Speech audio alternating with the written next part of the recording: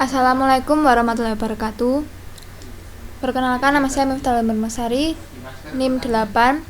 Berdasarkan tugas pengendalian proses terkait exercise 1 dan 2, yaitu determine which valve have causal effect on each sensor. Dan di sini disajikan flow, yaitu dengan adanya feed reaktor temperatur pada T4, reaktor outlet flow rate F3, dan reaktor liquid.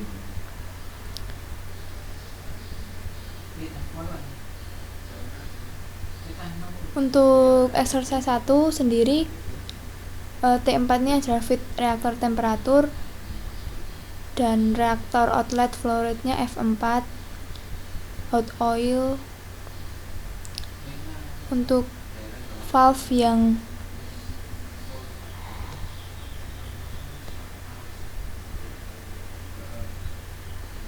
pengaturan valve yang efektif untuk hot oil sendiri yaitu FV2, karena dalam pengendalian proses ini perlu dikendalikan suhunya, sehingga ketika hot oil masuk ini maka valve 2 akan buka dan masuk ke heat exchanger. Jadi yang lebih efektif menurut saya itu valve 2 daripada valve yang lainnya.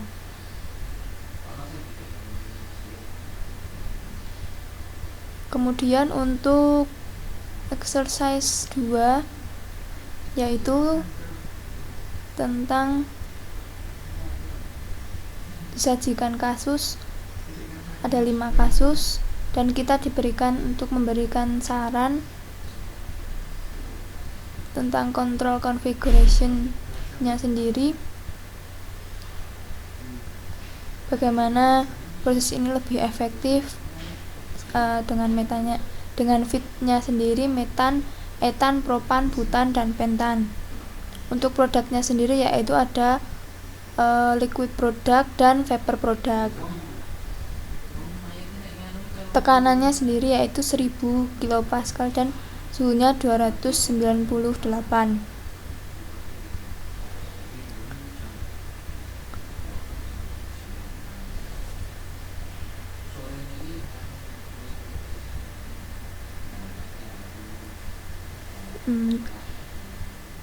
Sistem pengendalian ini biasa kita ketahui yaitu adalah susunan beberapa komponen yang terangkai membentuk aksi pengendalian. Sistem pengendalian yang diterapkan dalam teknologi disebut sistem pengendalian proses. Nah, pengendalian proses sendiri yaitu cara memperoleh keadaan proses agar sesuai dengan yang diinginkan. Untuk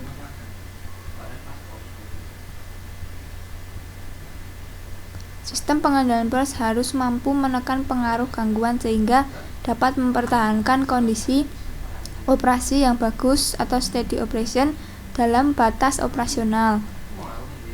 Dengan kata lain, pengendalian proses mampu memperkecil keragaman kualitas dan produktivitas.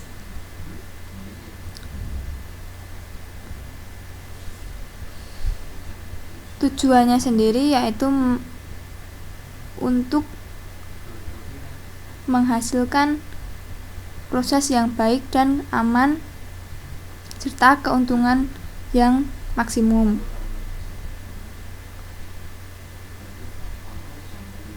Contohnya sendiri seperti proses pemanasan dalam alat penukar panas atau biasa disebut exchanger. Di sini ada 2 heat exchanger. Kemudian ada 5 valve.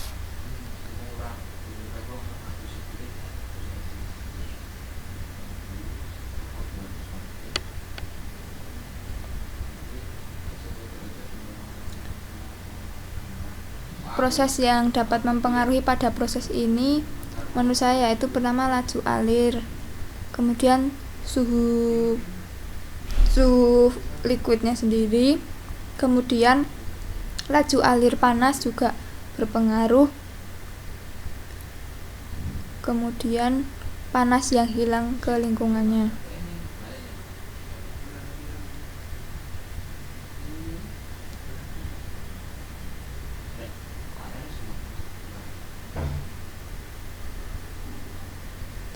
Laju dan suhu sendiri bersifat membebani proses sehingga disebut beban proses. Perubahan pada beban proses bersifat sebagai gangguan atau load disturbance atau sebagai variabel pengganggu. Perubahan tersebut bisa disebut dengan gangguan murni karena bertindak sebagai pemanas untuk perubahan suhu air panasnya sendiri.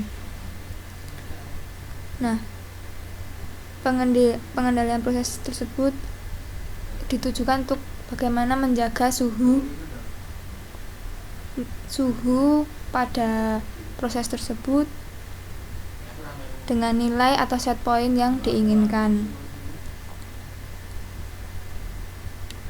Oleh karena itu dilakukan adanya perubahan suhu aliran panas, laju alir, serta suhu feed yang masuk dan panas yang hilang. Hal itu perlu diperhatikan dalam setiap proses pada pabrik atau proses lainnya. Perlu diperhatikan faktor-faktor tersebut. Untuk mekanisme pengendalian sendiri dapat dilakukan dengan mengukur suhu, kemudian bisa diset nilai yang diinginkan. Bila suhunya terlalu rendah dibanding suhu yang diinginkan, maka laju alir panas diperbesar, dan sebaliknya laju alir apabila suhu itu terlalu tinggi, maka laju aliran air panasnya diperkecil. Cara ini biasa disebut dengan pengendalian umpan balik atau feedback control.